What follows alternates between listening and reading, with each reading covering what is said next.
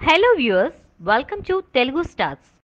Young tiger NTR ఈ మధ్య triple R shooting నుండి ఒక చిన్న బ్రేక్ తీసుకుని ఫ్యామిలీతో పాటు దుబాయ్ ట్రిప్ కు వెళ్లిన సంగతి తెలిసిందే. ఫ్యామిలీ వెకేషన్ తో పాటుగా త్రిబుల్ ఆర్ లో తన పాత్రకు సంబంధించిన కొన్ని కాస్ట్యూమ్స్ కూడా దుబాయ్ లోనే షాపింగ్ చేసినట్టు సమాచారం. దుబాయ్ ట్రిప్ ముగించుకుని రీసెంట్ గా హైదరాబాద్ తిరిగి వచ్చాడట.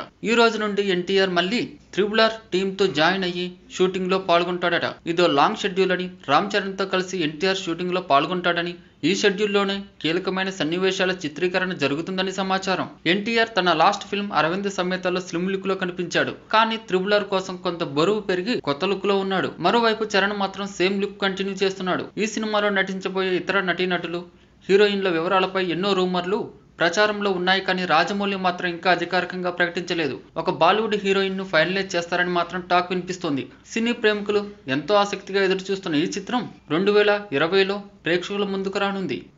ఈ వీడియో మీకు నచ్చినట్లయితే లైక్ చేయండి, మీ అభిప్రాయాన్ని కామెంట్ చేయండి. For more latest movie updates please subscribe Telugu stars.